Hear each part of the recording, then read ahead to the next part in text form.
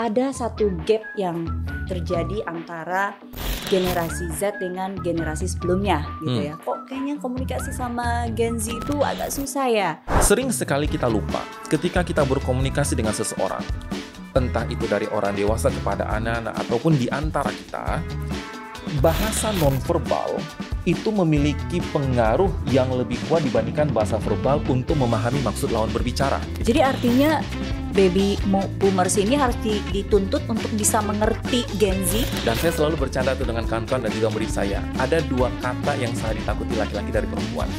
Pertama adalah kata terserah, yang kedua adalah tak apa-apa.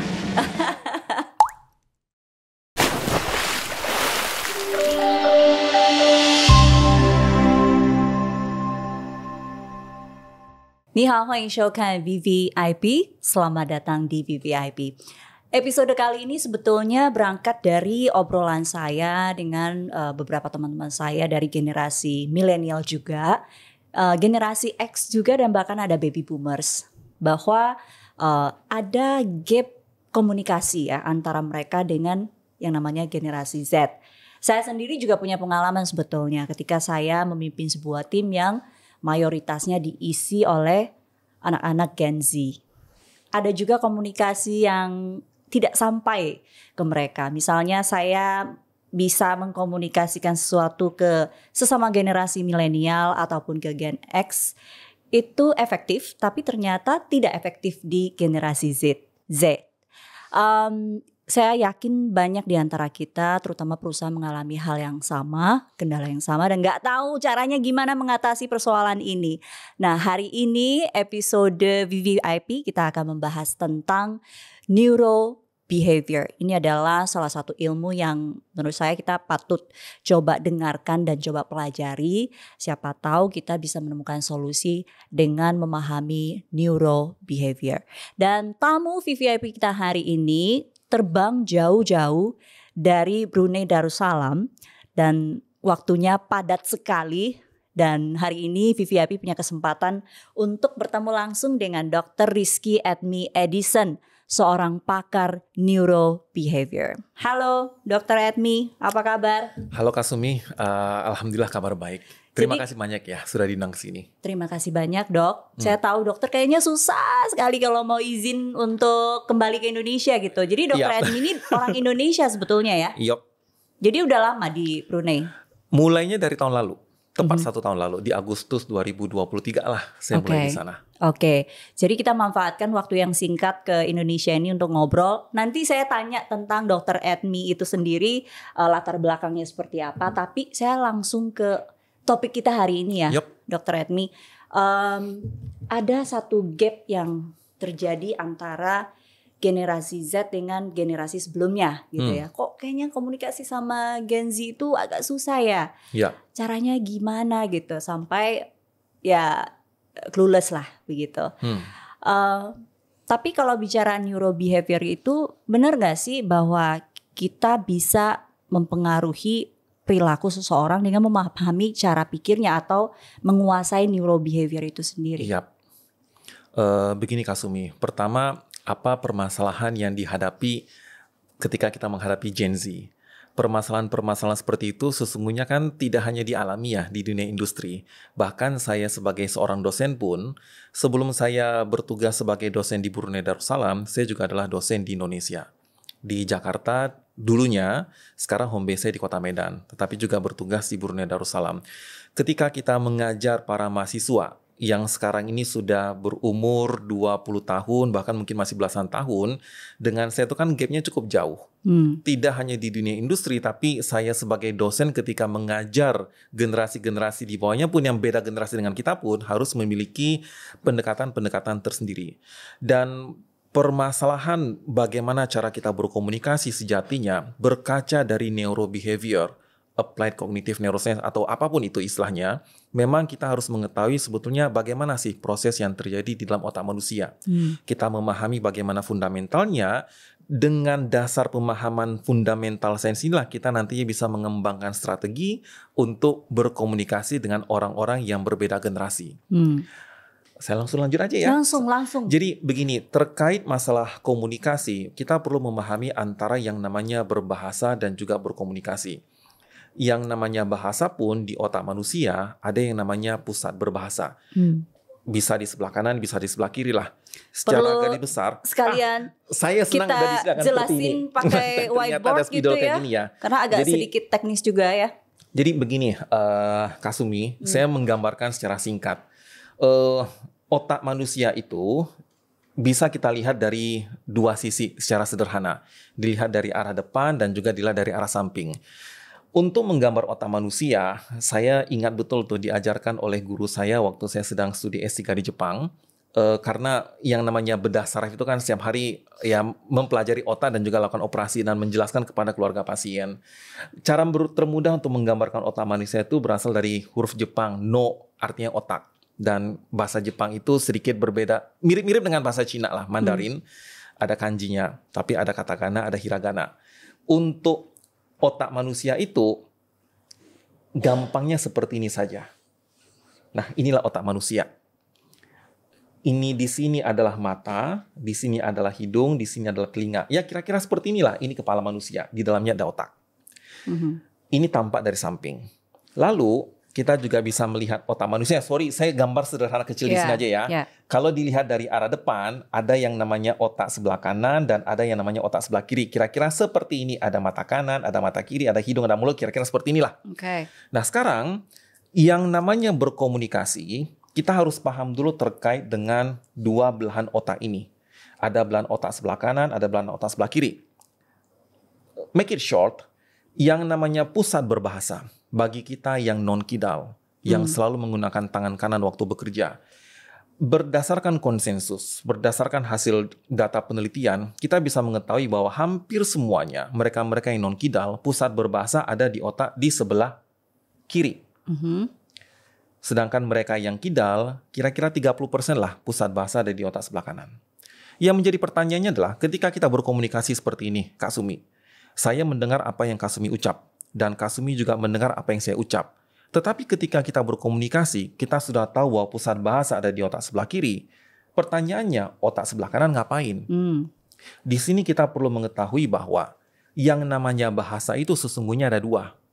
Ada bahasa verbal dan ada bahasa non-verbal. Otak sebelah kiri sesungguhnya mengolah bahasa verbal. Tetapi ketika kita sedang berkomunikasi, saya mencoba menerjemahkan ekspresi wajahnya Kasumi. Kasumi mencoba menerjemahkan intonasi suara saya. Itu adalah bahasa nonverbal yang diolah di otak sebelah kanan. Sering sekali kita lupa ketika kita berkomunikasi dengan seseorang, entah itu dari orang dewasa kepada anak-anak ataupun di antara kita, bahasa nonverbal itu memiliki pengaruh yang lebih kuat dibandingkan bahasa verbal untuk memahami maksud lawan berbicara. Maka ketika kita sedang berkomunikasi secara langsung seperti ini, penggunaan bahasa nonverbal ini betul-betul harus kita ahlikan. Entah bertemu dengan orang yang satu generasi atau bertemu dengan yang berbeda generasi lah dengan kita. Itu satu hal yang mesti dipahami. Makanya sebagai contoh ya, kita bisa mengetahui apa maksud seseorang, entah ia berkata terserah, nggak apa-apa. Kadang-kadang nih yang laki-laki yang ada di studio ini nih, kalau pacarnya berkata, mau makan apa? Biasanya cewek itu akan berkata terserah. Tapi kenapa kita para laki-laki teman-teman di sini nih, kalau pacarnya mengatakan terserah, rasanya pengen mati aja kita. Lebih baik tunggu mati deh. Tapi kalau bertanya kepada kawan-kawannya, bro mau makan di mana? Terserah lah bro, happy kan? Tapi kenapa ketika pacarnya berkata terserah, kita jadi deg-degan? Karena di balik kata terserah ucapannya, ekspresi wajahnya menegangkan. Tekanan suaranya berbeda. Dan saya selalu bercanda tuh dengan kawan-kawan dan juga murid saya. Ada dua kata yang sangat ditakuti laki-laki dari perempuan. Pertama adalah kata terserah, yang kedua adalah nggak apa-apa. Beb, kamu kenapa? Sayang, kamu kenapa? Biasanya cewek akan berkata, gak apa-apa. Menyebutnya gak apa-apa. Tapi kenapa kita jadi tegang pengen mati? Nonverbalnya ini berbeda. Di sini kita mengetahui bahwa ketika kita sedang berkomunikasi, betapa bahasa nonverbal itu memegang pengaruh yang begitu signifikan. Lalu yang kedua, ketika kita sedang berkomunikasi ini, saya sebagai dosen, umur saya sudah hampir 40. Udah borderline mau 40. Mengajar murid-murid yang umurnya masih belasan, masih 20. Apakah ada strategi pendekatan? Tentu ada. Dan ini pun sering sekali kendala-kendala yang dihadapi oleh kita para dosen.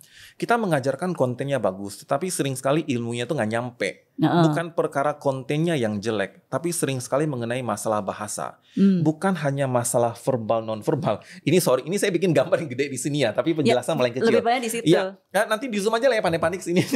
Iya. Jadi nggak apa-apa, kita fokuskan di sini dulu. Ini nanti penjelasannya penting sih, yang lainnya. Kita perlu memahami bahwa ketika kita sedang meng-approach, melakukan komunikasi, penerimaan seseorang terhadap diri kita itu sangat dipengaruhi oleh sebuah istilah yang dinamakan sebagai mirror neuron. Di mana kita itu cenderung untuk meniru apa yang tampak di hadapan kita. Sebagai contohnya ini nih, kalau Kasumi atau teman-teman yang lain, para penonton-penonton ikut sebuah seminar, lalu melihat teman kita tiba-tiba menguap. Sering sekali tanpa kita sadari, kita pun ikut menguap. Itu saya rasain tuh. Betul. Atau punten, saya Muslim dan kalau saya itu sedang sholat Jumat, sering sekali itu mungkin teman-teman di sini juga sholat Jumat ya. Kalau ada di antara kita sedang sholat dan tiba-tiba batuk, satu orang batuk, entah kenapa kok banyak yang batuk berikutnya ya. Padahal tenggorokan gatal juga kagak. Itu adalah contoh nyata dari mirror neuron itu. Nah sekarang, agar kita itu bisa diterima oleh generasi-generasi yang berbeda, bagaimana kita menampilkan diri sama nggak dengan mereka? Yang membuat kita itu pun diterima dalam pembicaraan. Sehingga apa yang kita sampaikan pun lebih ditangkap oleh mereka. Ada perkara masalah verbal non-verbal dan juga ada perkara masalah mirror neuron dalam hal komunikasi itu. Dan perlu dipahami juga ketika kita sedang berbicara. Nah, di sini kita masuk nih. Jadi panjang ceritanya. Sebentar. Kuliah aja ya 3 SKS ya. Iya 3 SKS ya kita hari ini ya. Sampai malam ya kita ya. Ya. Mirroring. Ini silta dulu di bawah deh. Mirroring neuro ya tadi. Ya. Itu kayak gimana maksudnya? Memimik lawan bicara dari sisi apa nih? Memimik dalam artian bukan literally meniru. Tapi ketika lawan bicara kita itu begitu confident, kita pun juga akan ikut merasa confident mendengarnya. Ketika kita berbicara dengan semangat, kita pun jadi semangat mendengar. Nah, sering sekali itu yang tidak dirasakan oleh kita. Contohnya nih, kita hendak melakukan speech di depan orang. Kita bisa mengetahui nih mana orang-orang yang dari awal naik ke atas panggung wajahnya nggak pede. Kita yang mendengar pun juga udah nggak semangat. Tapi orang-orang yang naik ke atas panggung pun sudah pede, kita pun ikut semangat. Belum berbicara, kita pun semangat untuk mendengarnya. Itulah contoh nyata dari mirror neuron. Nah sekarang, perkara masalah komunikasi antara generasi yang boomer, yang tadi Kak Sumi sebutkan, lalu menghadapi Gen Z, sering sekali kita lupa. Di satu sisi mungkin Gen Z memiliki sifat A, B, C, D, E lah. Nanti akan saya paparkan. Tetapi satu yang sering dilupakan, generasi boomer tampil sebagai generasi boomer. Ketika menghadapi Gen Z.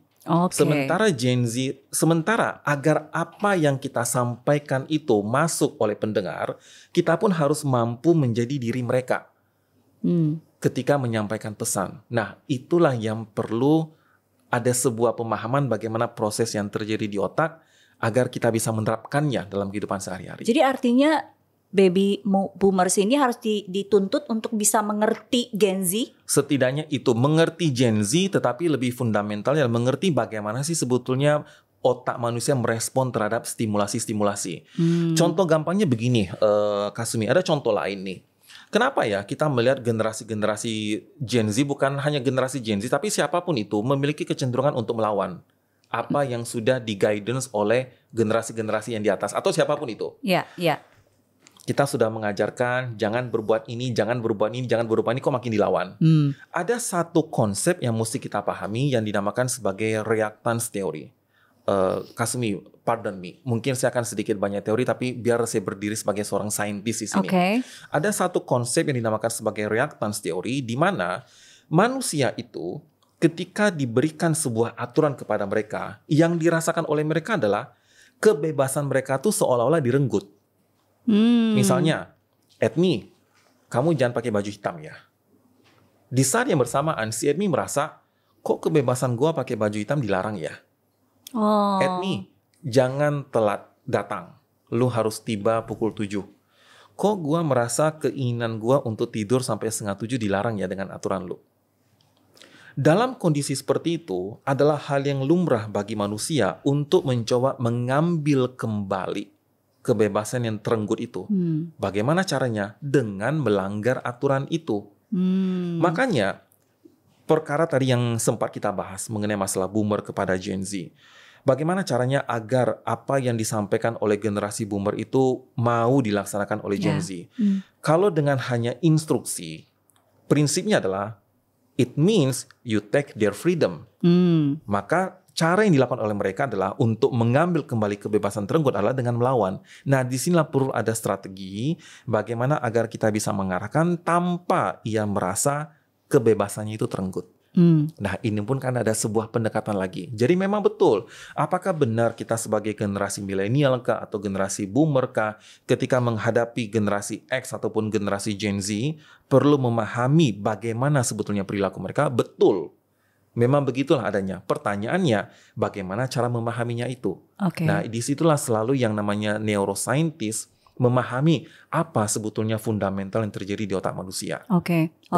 Tapi kalau kita lihat perusahaan-perusahaan itu memang dari dulu menerapkan pendekatan reward dan punishment. Yap.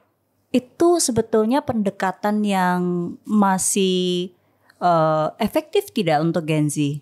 Dan kenapa kira-kira kalau misalnya tidak efektif? Gini, kalau perkara masalah reward and punishment apakah efektif atau tidak, kita perlu melihat satu variabel. Variabel berupa kapan targetnya itu, short term atau long term. Kenapa? Perkara masalah reward ataupun punishment itu sesungguhnya berbicara terkait dengan motivasi seseorang untuk melakukan sesuatu. Sekarang pertanyaannya, motivasi itu apa sih? Banyak orang bisa memberikan arti. Motivasi adalah dorongan entah dorongan apa saya pun tak mengerti, dorong mobil mungkin. Salah satu tanda kebapakan, dead jokes ya, jokes bapak-bapak jadinya. Jadi gini, motivasi, dorongan untuk melakukan sesuatu untuk mencapai tujuan, entah apa tujuannya saya tidak mengerti. Tapi poinnya adalah tujuan untuk mencapai kepuasan. Di sini mesti kita pahami, kepuasan seseorang itu, kenapa ia bisa mengalami rasa puas?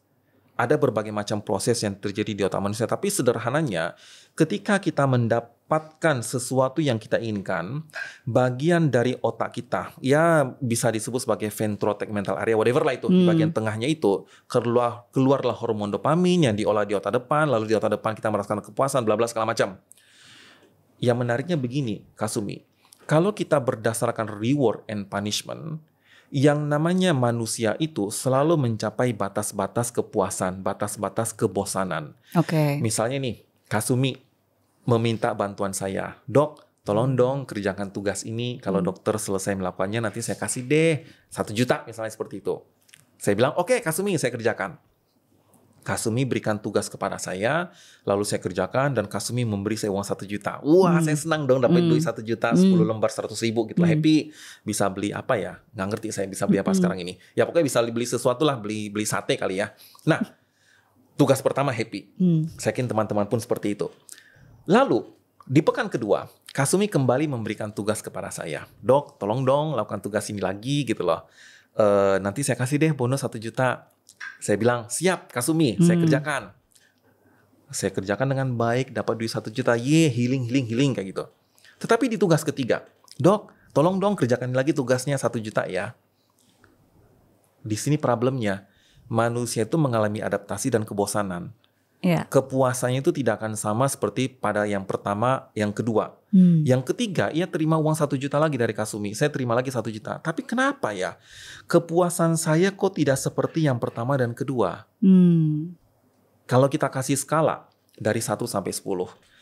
Tugas pertama, saya dapat duit dari Kasumi. Anggaplah kepuasan saya itu adalah skornya 10. Yang kedua juga skornya 10. Yang ketiga tidak lagi 10, tapi turun ke angka 4. Manusia itu kan ingin selalu mencapai kepuasan. Itulah namanya motivasi. Dorongan untuk melakukan sesuatu untuk mencapai kepuasan. Kepuasannya itu yang sebetulnya yang perlu dipahami oleh kita untuk menggerakkan orang. Nah, di tugas yang ketiga, karena saya tahu 1 juta tidak lagi mempan, di tugas yang keempat saya bilang kepada Kasumi, Kak, jangan 1 juta dong, tambah dong jadi 2 juta gitu mulai loh. Negosiasi. Iya, nego dong gitu loh. Manusia itu tidak bisa mengatur hormon yang ada di otaknya. Tapi manusia bisa mengatur eksternalnya yang nanti akan mempengaruhi pengeluaran hormon di dalam otaknya itu. Ia tidak bisa mengatur jumlah hormon dopamin di otak, tapi ia bisa mengatur eksternalnya. Sampai saya berhasil nego lah 2 juta. Di tugas keempat happy, dari angka skornya 4 naik lagi ke 10, yang kelima juga happy, tapi yang keenam turun lagi. Oke, ini yang disebut selalu short term seperti itu. Bukan. Ini mengenai masalah motivation yang terkait dengan reward. Nah, mau sampai kapan Kasumi seperti itu? Perkara masalah short term, kalau proyeknya itu pendek, ini mungkin efektif karena kita perlu meningkatkan motivasi dalam jangka waktu cepat.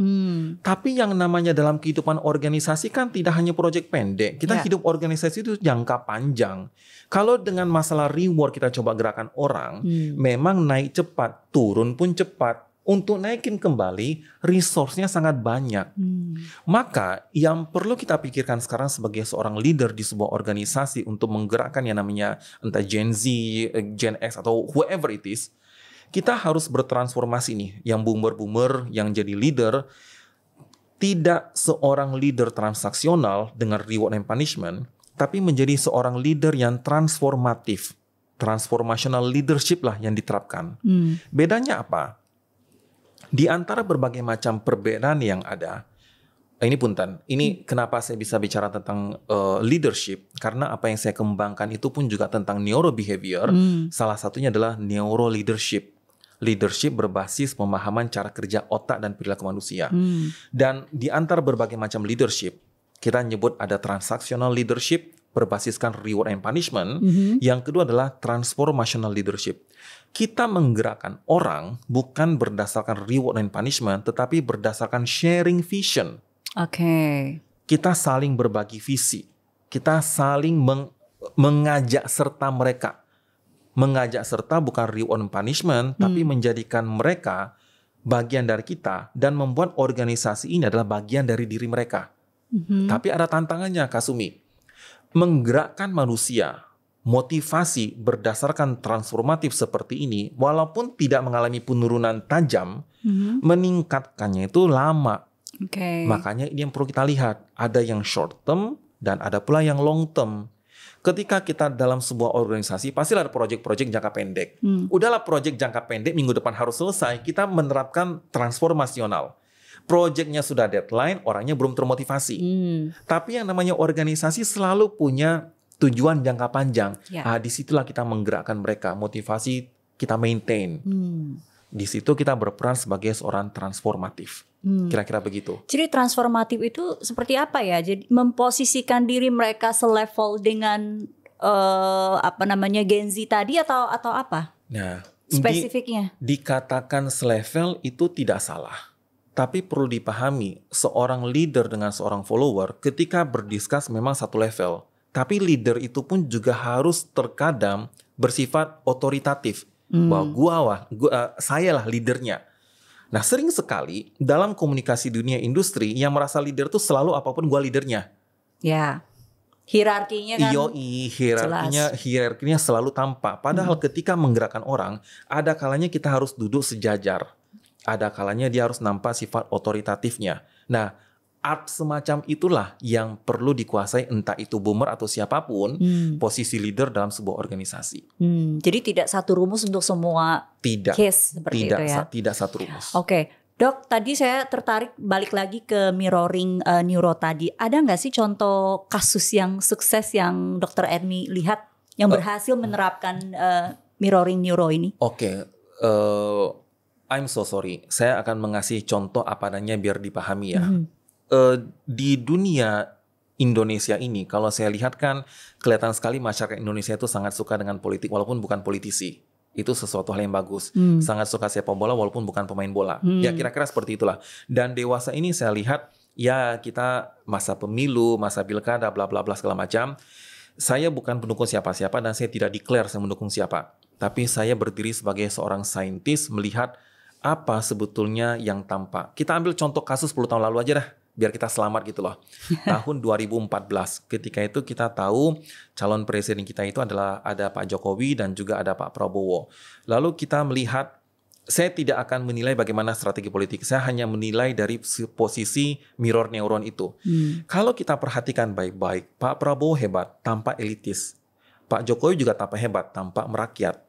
Kita lupa, warga Indonesia itu kebanyakan bukan elit. Kebanyakan adalah orang biasa. Manusia itu cenderung menerima orang yang sebau dengan mereka, sepenampilan dengan mereka. Itulah kita bisa melihat, ada anekdot orang. Tunjukkan siapa teman-teman kamu, saya bisa memprediksi masa depan kamu bagaimana. Karena sesungguhnya teman-temannya itu menunjukkan kamu siapa. Makanya kita pun bisa melihat, tongkrongan teman-temannya pasti penampilan kayak gitulah kira-kira. Nah sekarang contoh mirror neuron. Kita adalah orang biasa, kita bukan tipe-tipe orang-orang yang kemana-mana pakai dasi, kemana-mana pakai jas. Kita tipe orang yang pakai kemeja, ya sudah baju dikeluarin, kadang digulung ya, kayaknya gitulah penampilan biasa. Nah ketika dihadapkan dua contoh itu adalah hal yang wajar dari sisi scientific, dari sisi neurobehavior. Orang cenderung mau menerima Pak Jokowi waktu itu. Ya iyalah, saya sebau dengan dia. Oh kamu tuh golongan saya loh. Oh bapak golongan saya percaya kamu. Itulah contoh paling sederhana sekali dari mirror neuron yang in point of view as a science itu sangat efektif. Kira-kira begitu, Kasumi. Jadi Pak Jokowi itu salah satu contoh yang berhasil mimik gitu ya kira-kira Suka ya. tidak suka saya harus akui. Dari sisi seorang saintis memang begitulah adanya. Oke. Dok, berarti kembali lagi untuk masalah tadi ya, gap komunikasi antara mungkin baby boomer sama generasi sebelumnya dengan Gen Z itu, apa kira-kira solusi yang mungkin bisa langsung diaplikasikan oleh para penonton kita yang punya masalah yang sama nih?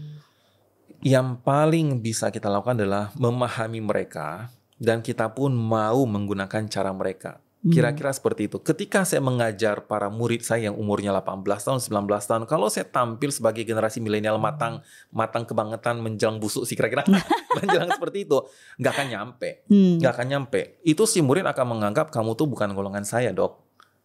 Kita harus tampil bagaimana dengan cara mereka berkomunikasi tanpa mengurangi substansi bahasan. Yang kita perlukan itu kan bukan mengganti konten, bukan mengubah substansi bahasa, tapi bagaimana cara mengkomunikasikannya.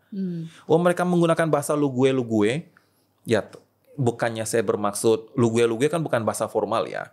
Tetapi untuk menyampaikan maksud kita ya terkadang kita membutuhkan metode seperti itu. Memang dalam bahasa baku perkuliahan saudara, saudari, bla bla bla bla bla bla itu memang kata bakunya. Untuk pidato nggak apa-apalah. Tapi terkadang ketika kita menyampaikan keilmuan, kita pun harus mau memahami, oh seperti itulah cara mereka berbicara yang dipahami. Di situ kita mengerti kenapa kalau para pemimpin-pemimpin itu tampil di hadapan rakyatnya menggunakan bahasa yang terlalu elitis, nggak nyampe. Gunakan bahasa yang dimengerti oleh mereka. Sesederhana seperti itu. Oke, tadi itu kan verbal. Kalau non-verbal itu kan pengaruhnya juga sangat besar ya dalam masalah komunikasi itu. Sementara kita tahu Gen Z ini sekarang kan semuanya online, digital begitu ya. Itu jadi tantangan tidak sih sebetulnya? Sangat menjadi tantangannya begini, Kasumi. Ini pertanyaan menarik sih. Kenapa ada perbedaan antara generasi boomer dengan generasi Gen Z? Kita sering mengenal istilah keyboard warrior lah segala macam. Oh, yang begitu heboh di media sosial, tapi kalau ketemu langsung jadi kucing gitu loh. Singa di medsos, kucing di dunia nyata. Kenapa itu bisa terjadi? Kita memahami bahwa yang namanya berkomunikasi itu ada dua bahasa, verbal dan non-verbal. Ketika kita berkomunikasi via WhatsApp lah itu loh, entah via Facebook, yang kita tuliskan itu adalah bahasa verbal. Dan ketika orang-orang merespon, itu adalah merespon bahasa verbal. Dan bahasa verbal itu hanya menggunakan satu belahan otak. Betul. Tetapi ketika kita berkomunikasi secara langsung, saya mencoba memahami apa yang Kasumi ucapkan verbal. Tapi di saat yang bersamaan, saya pun harus memahami ekspresi wajahnya Kasumi. Memahami bahasa nonverbal itu menggunakan belahan otak sebelah kanan saya. Ketika berkomunikasi secara langsung, kita gunakan dua belahan otak. Itu meletihkan dibandingkan hanya menggunakan satu belahan. Wajar kalau banyak orang-orang yang tidak mau berkomunikasi secara langsung. Cenderung untuk berkomunikasi secara verbal talk. Karena itu meletihkan. Tantangannya begini menariknya Kasumi. Generasi-generasi boomer atau generasi kita. Kan katanya generasi kita ini generasi beruntung karena menghadapi fase non-digital dan era digital. kita masih mengalami fase bertemu secara langsung itu, berkomunikasi secara bertemu langsung itu hal yang utama dibandingkan bertemu via digital, entah Zoom segala macam. Menariknya adalah generasi-generasi yang terbaru sekarang, karena komunikasi itu lebih memudahkan secara digital, saya melihat adanya perubahan konsep nonverbal dalam komunikasi mereka. Bagi kita, orang-orang sumuran kita, Kasum, ketahuan dong umur kita jadi hebat, it's okay lah. Ketika saya sedang berkomunikasi dengan Kasumi, penggunaan huruf kapital, penggunaan titik, bagi kita fine-fine aja. Ternyata saya juga menemukan artikel-artikel menarik bagi Gen Z itu.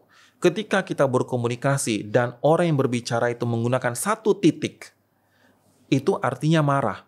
Saya pun jadi bingung. Mereka itu benar nggak Gen Z ini ada yang Gen Z? Mereka itu lebih merasa aman menerima pesan dari bosnya kalau bosnya itu kirim pesan tidak pakai titik. Oh gitu ya. Kalau pakai satu titik, ini kesannya lagi marah nggak ya? Mereka nggak happy. Kalau pakai titik, kasihlah titiknya 2.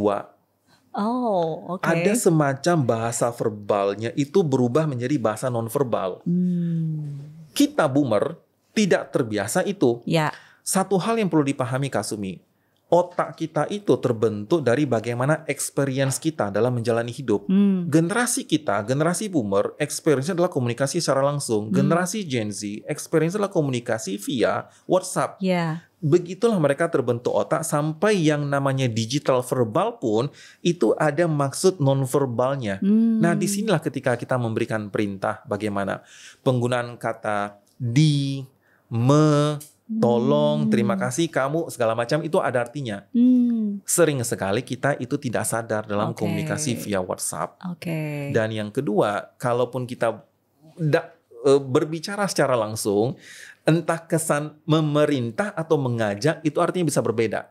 Nah, disitulah yang kita harus ikut belajar juga bagaimana mereka berkomunikasi. Oh wow, ini baru sadar ya kita ya ternyata. Iya sih, repot ya. Repot sekali betul.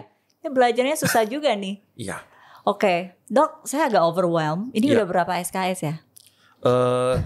Minggu depan tambahin gelar dokter depannya. Tambahin gelar dokter ya.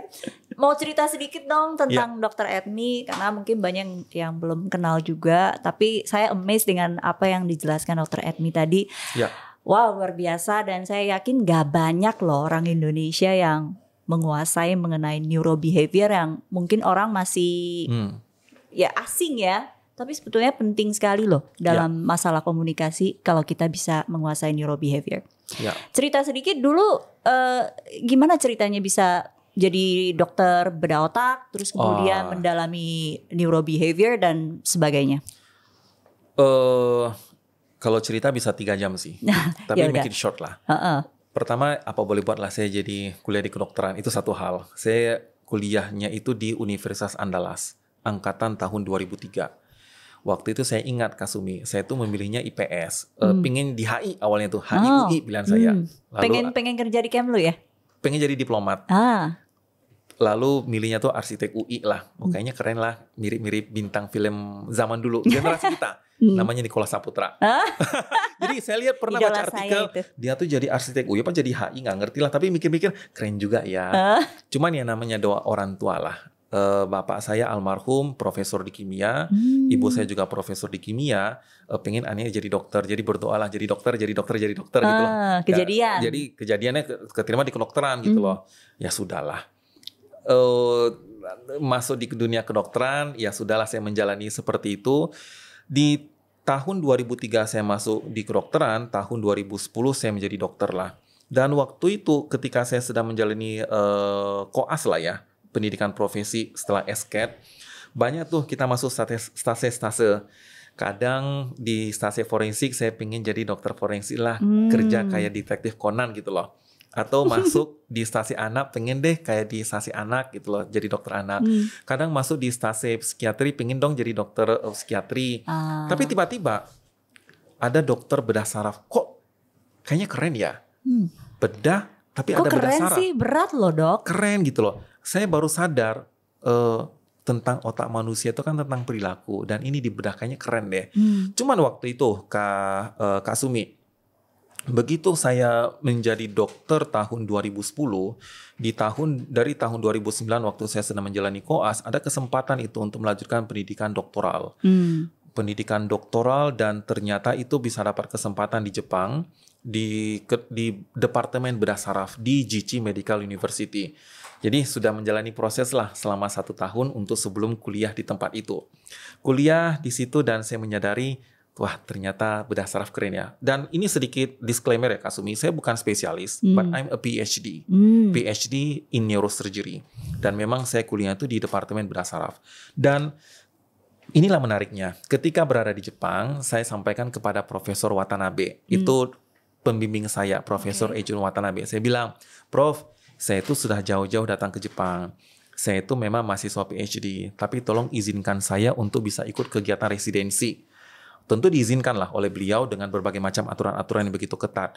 Dan ketika menjalani pendidikan doktoral bedah saraf itulah, Kasumi, di situ pertama sekalinya oleh grupnya Profesor Dan Itpeita waktu itu, dijelaskanlah yang namanya Applied Neuroscience. Contoh pertama yang mereka kasih adalah neuromarketing. Marketing strategi pemasaran berbasiskan pemahaman cara kerja otak dan perilaku. Ternyata ada ya keilmuan seperti itu. Saya juga baru tahu. Tentang otak manusia itu bukan hanya perkara masalah kedokteran, tapi masuk juga ke ranah sosial. Mau itu leadership kayak, mau itu marketing kayak, mau educational neuroscience kayak, mau political neuroscience kayak. All about human brain and behavior. Saya senang sekali itu. Tiba-tiba saya ibaratnya ikan, ketemu airnya lah. Saya suka. I love doing the surgery.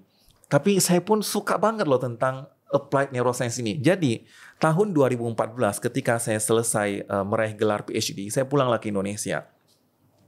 Saya memang ditawarkan untuk masuk melanjutkan pendidikan kedokteran spesialis. Tapi di saat yang bersamaan, saya pun juga mengenal sebuah teknologi baru yang namanya brain ECVT. Punten saya sebut namanya ya, karena kita menghormati ilmuwan juga. Namanya Pak Warsito. Mungkin Kak Sumi juga pernah mendengar yang namanya jaket anti kanker segala macam itulah. Mereka juga mengembangkan instrumen baru nih, brain ECVT untuk deteksi tumor otak. Waktu itu saya berada di persimpangan Kak Sumi.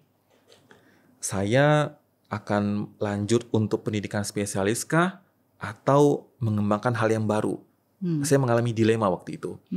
Tapi saya tahu kalau saya tuh melanjutkan pendidikan dokter spesialis, I love doing the surgery. But I know kalau tidak ada saya pun, udah banyak dokter.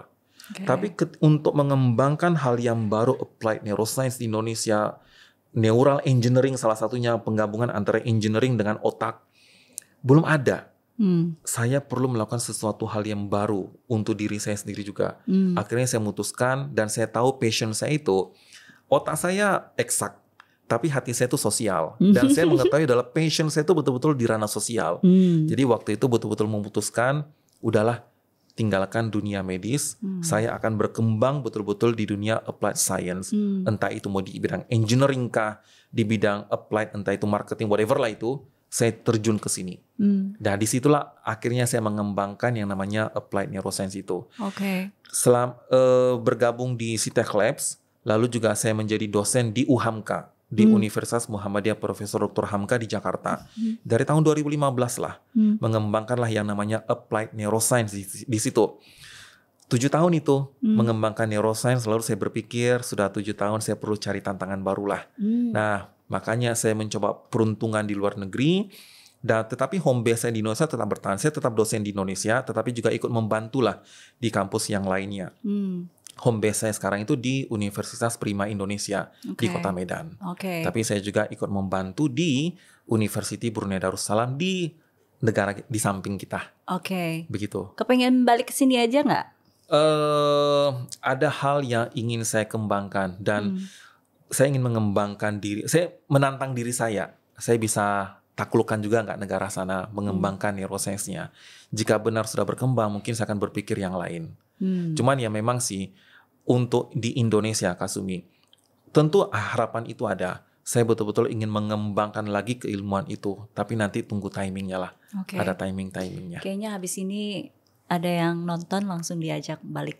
Dengan senang hati, ya. Saya akan melakukannya. Tapi biarkan saya berdiri sebagai seorang saintis. Dr. Edmi, terima kasih banyak. Hari ini kita belajar banyak. Saya yakin sih mudah-mudahan ke depan kita masih ada waktu lagi ya. Iya, dengan senang untuk hati. bicara dari hal lain. Tadi neuromarketing juga menarik juga tuh. Ya, kita bisa bahas. Thank you so much. Sukses untuk di Brunei-nya. Mudah-mudahan one day bisa balik ke Indonesia lagi. Terima kasih banyak, Thank you Kasumi. Dr. Edmi. Sama-sama. Dan terima kasih sudah menyaksikan VVIP.